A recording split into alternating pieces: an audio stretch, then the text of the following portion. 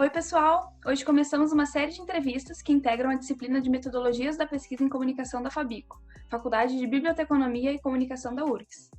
Eu sou a Mariana Argu, uma das tutoras, e nesse primeiro episódio nós vamos falar de 2 dos muitos procedimentos metodológicos que vocês podem usar na pesquisa de vocês: entrevistas e questionários.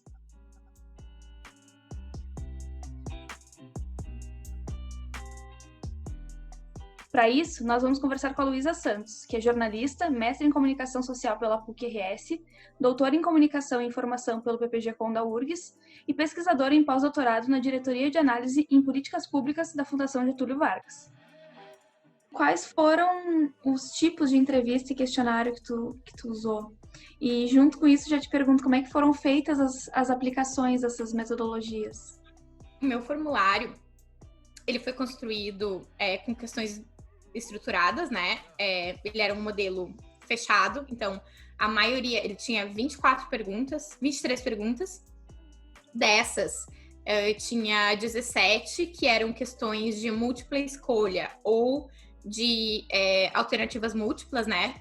Alguns tu só podia escolher uma e outras questões tu podia marcar todas as que cabem na tua percepção, né?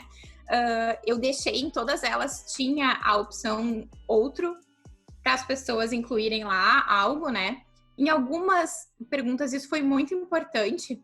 Por exemplo, eu tinha uma pergunta que era para que a pessoa utilizava as assistentes. E aí eu tinha lá várias opções, né? Eu utilizo... agora eu já nem me lembro, sei lá. Tinha até conversar, tinha várias, né? Sei lá, várias utilidades. E aí tinha essa opção outros, e nessa pergunta teve uma categoria emergente, né? Que é quando a categoria não foi prevista, mas ela apareceu por repetidas pessoas escrevendo no outros a mesma coisa. E essa outra mesma coisa foi diversão. E aí eu achei muito curioso, assim, e veio bem... estava bem de acordo com algumas das coisas que eu estava aventando como possibilidades, assim, do uso meio lúdico e conversacional e de brincadeira, né, das assistentes, assim. Mas foi interessante como quando eu fiz o formulário, eu pensei, eu acho que esse outros aí é só porque alguém vai achar que as alternativas não contemplam, né? E aí eu acho que fiquei surpresa, assim, de fato... Né, isso fez surgir algo que eu não teria descoberto se eu não tivesse incluído, né? Então, tinha 23 perguntas, 17 delas eram fechadinhas, assim, com múltipla escolha ou opções múltiplas. Eu tinha, eu acho que 4 que eram perguntas de perfil iniciais, assim, tipo, né, idade, gênero era uma pergunta importante para mim, fazer alguns cruzamentos depois com as respostas. E eu tinha 2 perguntas que eram explicativas de respostas que as pessoas tinham dado nas múltipla escolha, né? Então, algumas perguntas, principalmente sobre preferência do gênero na voz, né? Aí quem respondeu que tinha uma preferência era levado a uma pergunta para explicar, né? Por quê? Por que tinha essa preferência, né? Então, essa era a estrutura dele, mas ele era, então... estruturado com as perguntas fechadas. Eu achei super difícil de fazer o formulário, muito mais do que fazer o roteiro da entrevista, né? O que me leva, enfim, à entrevista, né? Eu fiz o tipo de entrevista semi-estruturada, enfim, era semi-estruturada, semi-aberta, com construção de roteiro e abordagem em profundidade. Isso quer dizer que antes de eu fazer a entrevista, eu sentei, montei um roteiro, né? Esse roteiro, ele tinha ali, eu acho que ele tinha mais ou menos 4 grupos de perguntas, assim, tipo blocos. Tinha o começo ali com questões de perfil, depois tinha outros blocos de perguntas. Dentro desses blocos tinha várias perguntas que estavam enumeradas, né? No caso dessa entrevista tipo semi-estruturada, é que eu tenho essa estrutura para seguir e é importante que eu faça todas essas perguntas sempre que elas couberem a todos os entrevistados, mas ao mesmo tempo, conforme a entrevista vai acontecendo, né, eu posso direcionar, incluir novas perguntas ou às vezes retirar, porque aquilo já foi dito, né? É algo interessante da entrevista em si, né, da possibilidade de tu ter esse mecanismo de ir reordenando, de deixar o entrevistado falar o mais naturalmente possível, né? Com o mínimo. Claro que não existe isso da gente não interferir, né? Enfim, a gente está fazendo perguntas para as pessoas, então a gente está ali. Mas tu tentar deixar a entrevista acontecer o mais próximo possível da fala natural, né? E enfim, dos assuntos que naturalmente vêm sendo abordados pelo entrevistado ou não. É curioso porque nesse sistema, assim, da entrevista sendo estruturada e também um pouco essa relação que tu tem com o entrevistado muda muito conforme o temperamento da pessoa que tu está entrevistando também, né? Então tem pessoas que falam muito pouco. E aí tu realmente precisa ter todo aquele sistema de perguntas, né? Tipo, sabe, você gosta de sorvete? Sim. Por quê? Qual sorvete você gosta? Sabe? Quando você gosta de tomar sorvete? Em que contexto você toma sorvete? Então, é importante ter o cuidado de montar um roteiro muito detalhado, né? Com todas as possíveis nuances ali da pergunta que tu vai fazer, porque alguns entrevistados, eles só vão falar o que for perguntado. E outros, assim, eu tive entrevistados que anteciparam completamente o meu roteiro, assim. Às vezes eu fazia uma pergunta e aí eu ia fazer outra pergunta, tipo, 40 minutos depois. Era só a pessoa falando e aí eu, tipo, às vezes fazia algum comentário, já engatava outra coisa e quando eu via, tipo, bom, acho que acabei a entrevista porque eu não precisei perguntar a maioria das coisas, elas foram aparecendo.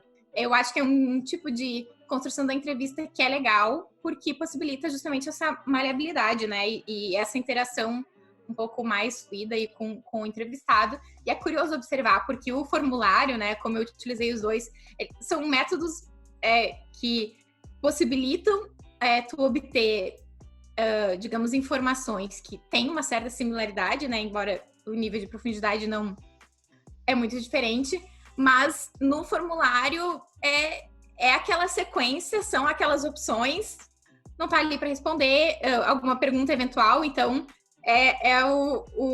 digamos, né, uma entrevista em papel que a pessoa tem que seguir ali o fluxo daquelas informações que tu estruturou para ela, né? E a entrevista é o fluxo, eu diria que o formulário é muito mais o fluxo do pesquisador e a entrevista é muito mais o fluxo, né, do sujeito que tá envolvido, assim, né, sendo guiado ali por essas perguntas e tal, mas, enfim, isso faz parte. Só continuando sobre a entrevista, é que, no fim, com esse método da entrevista semi-estruturada, eu acabei tendo uma variação muito grande do tempo que as pessoas levavam na entrevista, né? Então, a mais curta que eu tive levou 30 minutos e a mais longa levou 2 horas. Então, 4 vezes o tempo de uma, sabe? Era uma variação realmente muito grande. E eu acho que isso também foi um aprendizado, que eu acho que eu não teve uma entrevista que eu não previ. Eu tinha previsto um tempo de duração máximo de 1h30. E aí, enfim, ultrapassou o tempo, eu tinha outra entrevista, atrasou, deu todo aquele negócio e eu aprendi, bom, acho que o tempo que eu estipulo para uma entrevista tem que ter uma margem de erro grande, porque, enfim, né, as pessoas vão ter ritmos, encadeamentos e disponibilidade de fala diferentes, e eu acho que é legal isso de poder deixar a pessoa falar o máximo, por mais que vai dar um trabalhão depois para transcrever, para decupar e tal, mas às vezes ali, né, surgem coisas que tu nem imaginava para tua pesquisa, e isso eu acho que é super interessante, assim. Tu perguntou também sobre como foram feitas as aplicações, né? Então, no caso do formulário, eu fiz online, então eu usei o Google Formulário, e a minha escolha de utilizar ele foi tipo, bom, esse é um formulário que a maioria das pessoas já utilizou alguma vez na vida, tipo, já teve experiência de responder, então é conhecido, isso facilita, né? Tu conhece a interface, então, enfim, facilita o teu uso. Eu tive essa preocupação, como eu falei, de tentar fazer circular o máximo possível, né? Então, eu deixei esse formulário aberto durante 6 semanas. E aí, nesse período, eu tinha um schedule de divulgação que era maior, acho, do que se eu estivesse organizando um evento, sabe? Era tipo, todo dia eu acordava e aí, sei lá, e-mail para quem que eu vou mandar, ou em qual comunidade eu vou postar no Facebook hoje. E isso até foi interessante, mas às vezes eu acho que foi um pouco obsessivo, porque eu tinha o calendário do que eu ia fazer naquele dia, né? Tipo, para quem eu vou divulgar, E eu fiz, assim, por exemplo, utilizei técnicas eu mapeei, por exemplo, diversos cursos das áreas da URGS, todas as áreas eu mandei e-mail para a Secretaria dos Cursos pedindo para circular entre os alunos. E aí, de outras universidades no Brasil, eu mapeei alguns cursos, principalmente de federais, eu acho, porque era mais fácil de saber quais tinham, de diversas regiões, e mandei e-mail também para secretarias, pedindo, olha, eu tenho essa pesquisa, você pode circular entre os alunos. E aí, nem todas as secretarias circulam, mas algumas circulam e ajuda muito, sabe? Então, eu tinha várias estratégias. Tinha estratégias de mandar para algumas pessoas que eu sabia que, se elas circulassem na sua rede, ia expandir bastante, porque, enfim, eram pessoas-chave na divulgação, ia descentralizar e tal. Mas eu tinha esse calendário e eu ficava observando mais ou menos as ações que eu fazia e quando eu tinha retornos. E eu conseguia muito claramente observar que tinha, tipo, alguns dias que ia lá em cima o número de respostas. Eu tinha, tipo, 50 respostas, né? Aí tinha dias que era 2, 3, era o terror, assim, tá aquela ansiedade e tal. Mas eu fui tentando medir também o quanto estava sendo efetivo o tipo de divulgação que eu estava fazendo, assim. Então, isso foi legal. Enfim, eu acho que depois é algo que eu até acabei levando essa experiência para minha experiência de organizar curso, que é o que eu faço na escola de comunicação. A gente costuma fazer as divulgações assim, a gente tem o calendário, e aí a gente sabe que vai fazer cada dia para divulgar, e a gente fica observando se aquelas ações estão rendendo visualizações na página do evento ou alguma inscrição, para saber no futuro o que funciona mais para fazer. Então, isso aqui funcionou, isso aqui não adiantou para nada. Então, não vou fazer isso, vou fazer aquele outro. Então, eu acho muito curioso como foi um conhecimento empírico que surgiu de uma prática do meu método de pesquisa, assim, e que eu pensei, nossa, isso aqui faz todo sentido, vou fazer isso quando eu quiser divulgar outras coisas também, porque eu vou conseguir avaliar o que tal não funcionando, né? Então, eu tinha todo esse calendário, né, ia ali acompanhando e tal, ficou 6 semanas disponível. Depois disso, encerrei, parei de receber respostas e fui fiz uma análise exploratória. Dei uma olhada nos dados para ter alguns insights para construir o meu roteiro de entrevistas, né? Que daí foi na sequência. Eu não fiz uma análise super completa, mas eu olhei aqueles dados com certo cuidado para ver que questões eu queria explorar, então, para entender melhor nas minhas entrevistas. A entrevista eu fiz em 2 formatos. Eu fiz online e presencial. Então, se alguém está para conduzir pesquisas na pandemia, saibam que entrevistas online para pesquisa funcionam também. Tá tudo certo. Eu tive mais ou menos metade dos entrevistados online e metade presencial, né? Eu fiz, não fiz nenhum entrevistado que era de Porto Alegre, eu fiz online. Eu fiz todos os que eram de Porto Alegre presencialmente, e os que não tinha que fazer, não ia dar para viajar tão longe, então eu fiz online. O que eu fiz foi, oferecer, quando era presencial, eu sempre ofereci a possibilidade de fazer entrevista na sala do meu grupo de pesquisa, que era o LAD, aí na URGS, então tinha sempre essa possibilidade, que era um terreno que eu julgava neutro, mas eu sempre dei a possibilidade para os entrevistados também de escolherem se eles tinham outras opções que ficavam melhores, né? Então, eu tive alguns entrevistados que escolheram ser, por exemplo, no local de trabalho. E aí, eu fui até eles e não eles vieram, porque se eles se deslocassem, teria um tempo a mais e aí talvez eles já não participassem. Então, aí eu fiz esse deslocamento. Com os que foram online, eu fiz sempre com vídeo, né, para tentar manter, assim, o mínimo de similaridade entre o presencial e o online, embora, né, não é a mesma coisa, mas tentar manter, pelo menos, ter esse feedback, né, corporal e tal. E eu também deixei os entrevistados escolherem qual plataforma eles preferiam para fazer, né, e aí teve por chamada de WhatsApp, teve por Google Meet, teve Skype, cada um tinha a sua preferência e eu fazia na preferência deles.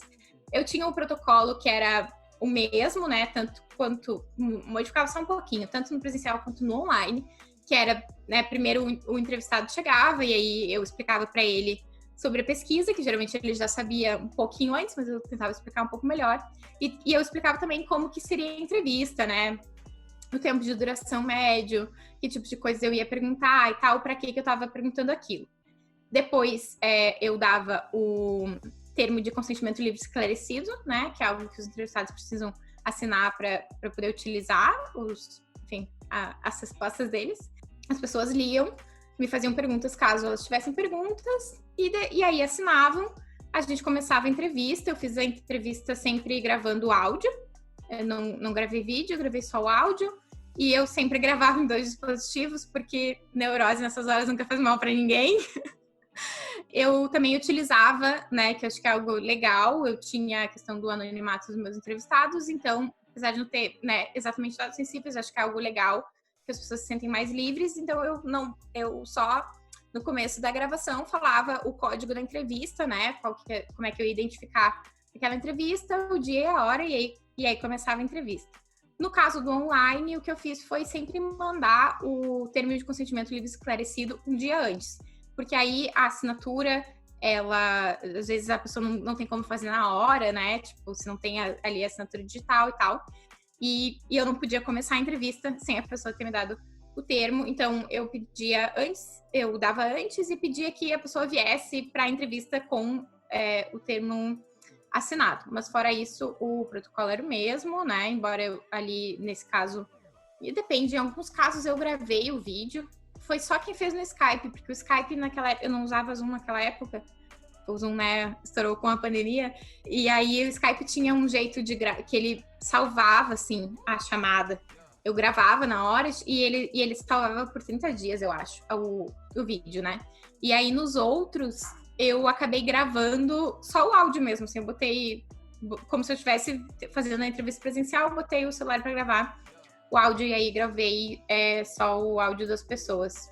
Então, para ti, como pesquisadora, quais foram as principais vantagens e os principais desafios na aplicação desses métodos? Então, vantagens, né?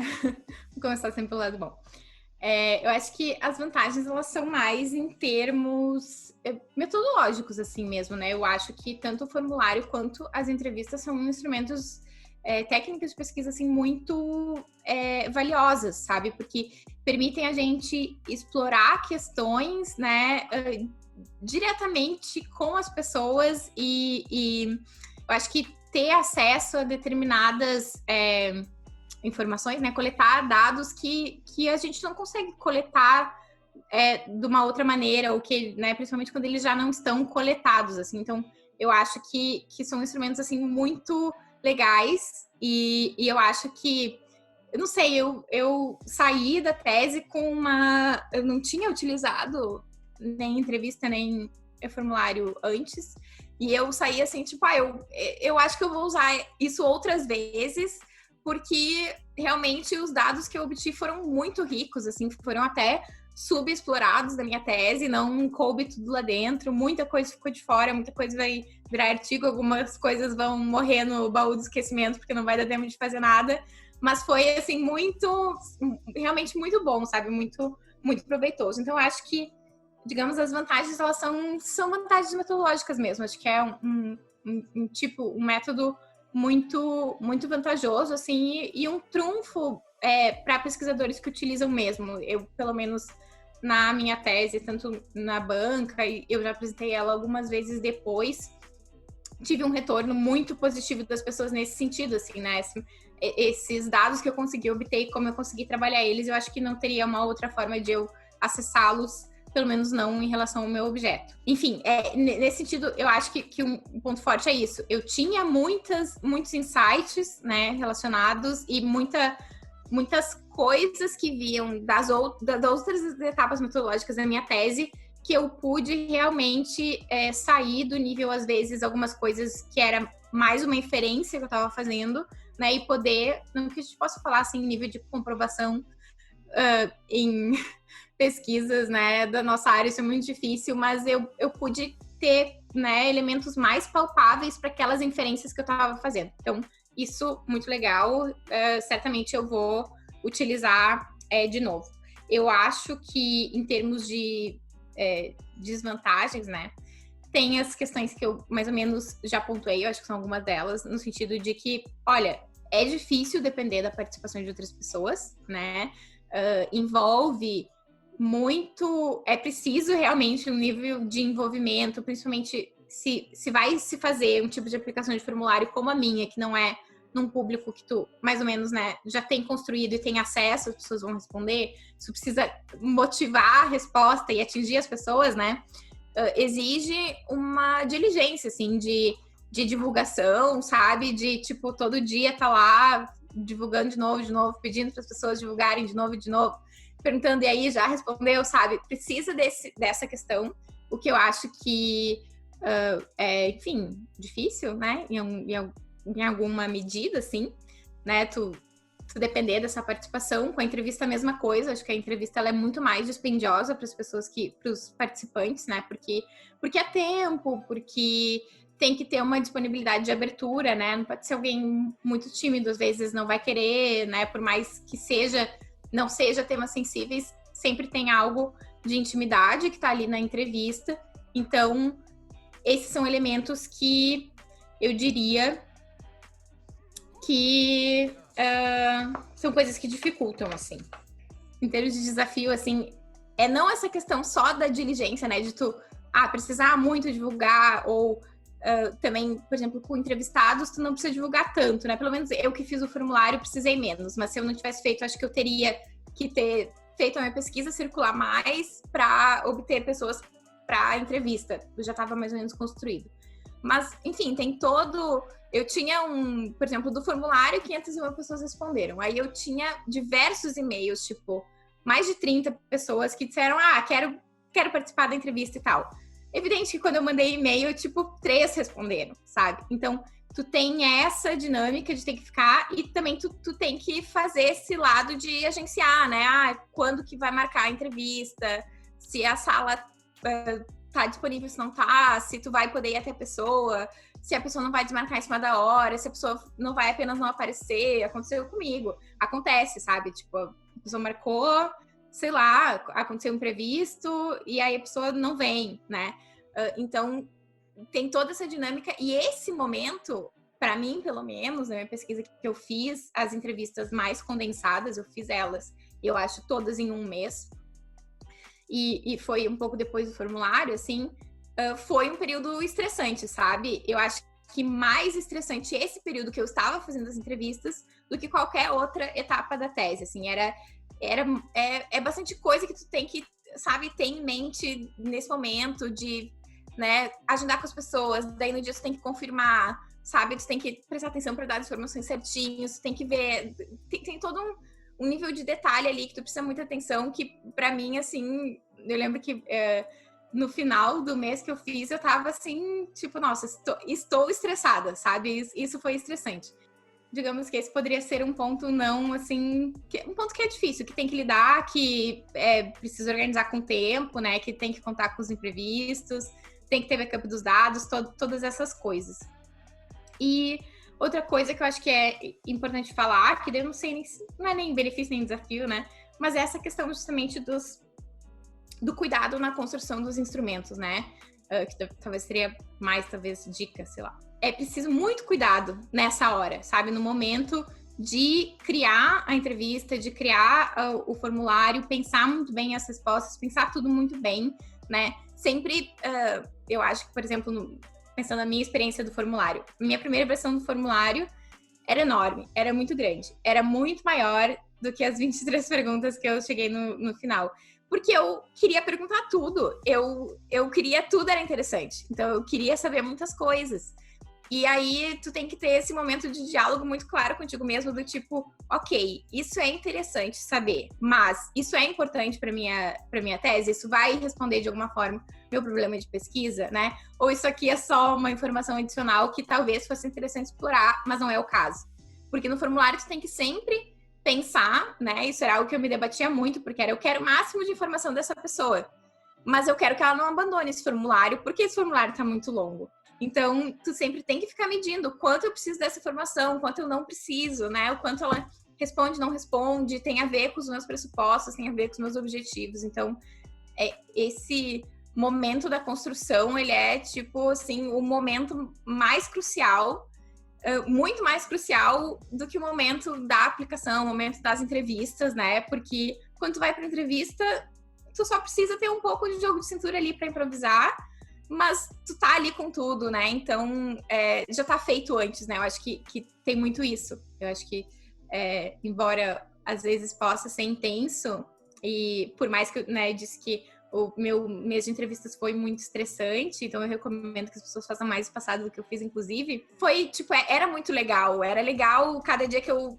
acho que tem isso também que torna desgastante a entrevista, porque cada dia que eu voltava para casa, eu voltava cheia de ideias, porque aquela pessoa tinha dito um monte de coisas, e aí eu tinha tido um monte de percepções e nossa, meu Deus, já quantas ideias aqui, e amanhã já tem outra entrevista, e daí já é outras coisas. Então a minha cabeça estava sempre, assim, era todas aquelas novidades, aquele momento de empolgação da pesquisa muito grande, assim. Então, eu acho que o momento da entrevista, ele é um momento de realização, assim, de tipo, nossa, uau, muito legal. Mas o momento do trabalho que vai fazer muita diferença é antes, é quando, né, a gente está construindo exatamente esse instrumento. Então, além dessa construção e de gravar em 2 gravadores diferentes, tu tem mais alguma dica para os alunos que quiserem utilizar essas metodologias? Então, acho que primeiro é essa questão do tempo, né? Calcular bem o tempo. Calcular que tem várias etapas, né? Que tu tem que construir o instrumento, né? Seja formulário, seja entrevista, se é os dois, daí é mais. Que tu precisa, dependendo do nível da pesquisa, passar por um comitê de ética, né? No caso da minha pesquisa, precisou. Que tu pode ter imprevistos, né? As pessoas podem não aparecer, podem desmarcar, a coisa pode demorar muito mais do que tu imaginou, né? Então, sempre calcular o tempo de uma forma muito generosa no cronograma, né? Para tentar ter né, o mais diluído possível, né? E não passar por momentos então tão estressantes como foi o meu caso. Acho que essa é uma dica bem importante. Eu acho que outra dica em relação ao formulário é fazer testes e ter leitores de confiança, né?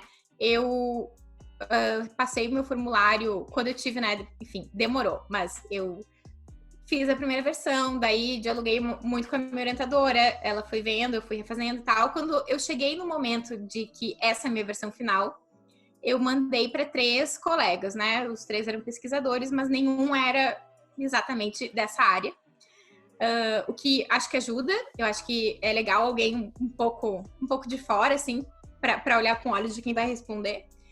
E o objetivo desses 3 colegas era que eles passassem por todo o formulário e me dessem retornos, né? Então, é aí que eu fui atentar para questões mais de, por exemplo, mecânica das perguntas, né? O quanto uma pergunta ia abrir só para outra e se fosse essa resposta não ia, então como elas iam estar encadeadas na lógica da estrutura dessa, né, desse formulário. Algumas questões também relacionadas à adequação das respostas que eu criei, ou às vezes da gradação, né, que é algo que a gente tem que cuidar muito no formulário, se tinha, né, digamos, uma gradação adequada, né? Então, esses colegas que leram e me fizeram comentários foi muito essencial, e a versão que eu achava que era final, não era final, ela mudou bastante depois desses comentários, né? Se as perguntas não estão ambíguas, né? Se elas estão claras, diretas, se as respostas também estão. Então, isso é algo que, às vezes, quando a gente está construindo, a gente não consegue saber com certeza, porque a gente está dentro daquela pesquisa. Às vezes, a pergunta, ela é muito evidente, né, para mim que estou fazendo. Mas ela, se ela não for muito clara, né, ela pode ser confusa, enfim, para a pessoa que está respondendo. Então, eu acho que uma dica ótima é isso, é ter pessoas de confiança para fazerem os testes e darem feedbacks sinceros sobre a adequação do formulário, além do orientador, né? Eu acho que uns olhos a mais. Sobre a entrevista, eu acho que muito importante é ter uma primeira entrevista piloto, né? E aí, ter um tempo dessa entrevista para as demais, para tu poder fazer os ajustes necessários né, também nesse roteiro que tu criou, né? A minha entrevista não sofreu muitos ajustes em termos de perguntas novas. Teve algumas, assim, que na primeira entrevista me ocorreu a pergunta e aí, tem tudo a ver. mas principalmente na ordenação, assim. Quando eu fiz a primeira entrevista, eu percebi que alguns ordenamentos estavam um pouco esquisitos quando eu fazia as perguntas. Então, eu consegui reestruturar isso e foi bem importante. Então, é importante ter um tempo entre esse piloto e o próximo para justamente poder melhorar, assim, o teu instrumento. Eu acho que outra coisa é não só gravar em dois dispositivos, mas ter backup dos dados, né? Eu lembro que teve um dia que eu não tinha, não me lembro exatamente se era uma parte dos meus dados que eu não tinha um backup, e eu estava andando com o meu computador, e aí, tipo, aquilo era uma ansiedade só muito grande, que eu pensava assim, meu Deus do céu, se acontece alguma coisa, se rouba esse meu computador, eu vou dizer, pelo amor de Deus, só deixa eu salvar no pendrive, ou me manda depois o arquivo tal, porque minha vida, né? Então, acho que ter backup também é algo bem, bem importante.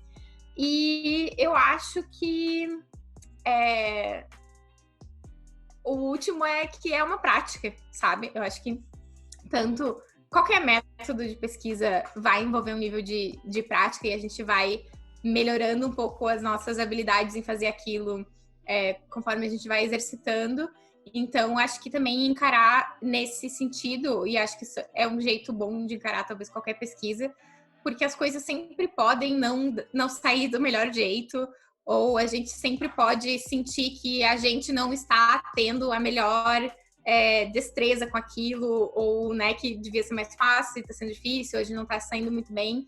E eu acho que essas são elementos que fazem parte da gente estar, né, enfim, fazendo uma pesquisa, a gente está sempre sujeito a isso, e também faz parte do treinamento, né, da gente fazer aquilo por uma primeira vez, aprender e né, se tornando mais confortáveis e mais confiantes, e realmente tendo mais habilidades nesse sentido, assim. Então, eu acho que também é meio pegar leve consigo mesmo e entender que realmente as coisas não, com pesquisas empíricas, dificilmente a coisa vai sair de cabo a rabo como a gente imaginou que seria, e é importante a gente considerar, né, o que, sei lá, não saiu tão legal, porque talvez foi uma dificuldade minha mesmo, que foi algo que é além da minha possibilidade de prever ou de, né, realmente interferir naquilo, o que, enfim, e meio que se ajustando, que no fim dá tudo certo, e é isso. Então tá ótimo. Agora, por fim, eu queria que tu contasse um pouco pra gente sobre o teu projeto da Escola de Comunicação. Ah, legal. Então, o projeto da escola, ele é uma iniciativa minha e do Márcio Teles, que é meu colega e, sei lá, namorado, companheiro, como a gente diz. E a gente iniciou, na verdade, no ano passado. Foi meio despretensioso, a gente teve a ideia de um curso e fez o curso, e a ideia de que existiria algo maior ficou ali, mas nenhum dos dois tinha muito, assim, à disposição de levar isso, né, ao fim, assim. O Márcio estava dando aula na época como professor substituto, eu estava terminando a tese, então não era o momento. E aí, no começo desse ano, a gente resolveu, bom, então vamos tirar essa ideia da gaveta mesmo, e a gente colocou, né, então, em prática, digamos assim, uma iniciativa que tem mais ou menos duas frentes, né? Uma primeira frente é uma capacitação e divulgação científica mesmo, de ciências humanas e sociais. Então, a gente tem os nossos arrobas aí nas redes, edcomunicação, depois eu te dou, e aí se o pessoal quiser. Porque, enfim, daí tem Facebook, Twitter, Instagram, todo o rolê. E nas redes a gente costuma produzir, então, conteúdo relacionado à pesquisa, né? Um pouco de metodologia, um pouco de escrita, né? Um pouco de estruturação, como pensar, os desafios que tem, né? Costuma dar dicas de leitura, esse tipo de coisa. E a gente tem também 2 cursos que a gente geralmente faz nesse sentido, né? Um é um curso mais curtinho, que a gente chama de Jornada do Pesquisador. Ele é um curso voltado para quem acha que gostaria de fazer pesquisa, quer conhecer mais, não tem certeza, né? Então, para quem está às vezes aí meio em cima do muro ou está flertando com a ideia, ele é um curso só de 3 dias. E a gente tem um curso mais extenso, que é o Ateliê de Pesquisa. E aí esse é um curso que é voltado para, digamos, treinar na prática habilidades de pesquisa, principalmente a escrita. né? E os cursos são sempre voltados para ciências humanas e sociais, que tem mais afinidades aí em termos de, né, como a gente escreve, como que a gente narra a pesquisa. E aí esse é um curso um pouco mais longo e mais mão na massa, assim, também de ter atividade, de ter escrita, da gente ler, comentar e tal. E além dessa parte, né, mais voltada, então, para a pesquisa em geral, a gente tem a parte de comunicação, que funciona, né, numa variedade de coisas também, mas a gente produz alguns eventos online, às vezes, né, a gente tem sessões, por exemplo, o Márcio tem uma que é sobre a arqueologia das mídias, então todo mês eles discutem um tópico relacionado à arqueologia das mídias. A gente tem uma nova agora que é Entre Linhas, que é uma série de entrevistas com pesquisadores da comunicação que publicaram um livro recentemente, então, para entender um pouco aí os bastidores dessas pesquisas e desses pesquisadores também. E a gente tem, fora isso, a parte mais prática, assim, que é uma assessoria para a comunicação. Não é uma assessoria de comunicação, porque a gente não produz conteúdo para, né, as pessoas que nos contratam. A gente faz um sistema de capacitação de pessoas, grupos ou instituições para que essas pessoas ou grupos ou instituições sejam autossuficientes nas suas demandas comunicacionais do trabalho, né? Isso passa hoje em dia principalmente pelo digital, né? Pelas redes sociais, pelos canais de comunicação que são online. E aí é um trabalho de né, fazer workshops, capacitar as pessoas e também de acompanhar durante um tempo até que, digamos, esse grupo, as pessoas se torne autossuficiente. A nossa ideia né, não é social media ou, né, assessoria de comunicação, né? É mais pequenos trabalhos que as pessoas podem fazer para melhorar as suas habilidades aí de comunicação e a sua interação com o público. Então, a gente tem aí conteúdo nas redes sobre os dois lados, sobre a pesquisa e sobre a comunicação. Quem quiser pode nos seguir, esqueci de falar que tem o YouTube também, é tudo mesmo @, eu vou deixar contigo.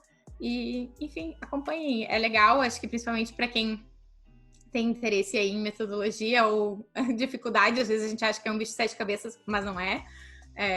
Acho que a Anísia é mestre em mostrar isso, assim, que não é, que é muito mais natural e é um movimento muito mais constante da pesquisa do que a gente tende a achar num primeiro momento, assim. Enfim, lá tem coisas legais. Então tá, muito legal. Queria te agradecer muito pela tua entrevista, pelas informações que tu passou, acho que vão ser muito importantes para os alunos. Foi muito importante para mim também. Então queria te agradecer pelo teu tempo. Muito obrigada. Imagina, eu fico feliz de participar e espero que o pessoal goste, enfim, e goste de metodologia também, porque eu gosto bastante, acho um momento empolgante da pesquisa, quando a gente decide essas coisas, quando a gente vai fazer também, né? Então, enfim, espero que gostem. Obrigada. Então tá. Pessoal, essa entrevista é um panorama geral de como utilizar entrevistas e questionários nos trabalhos acadêmicos, mas para mais informações vocês podem acessar o Moodle e fazer as leituras dos materiais que estão disponibilizados por lá, e qualquer dúvida é só entrar em contato conosco. Então, tchauzinho e até a próxima!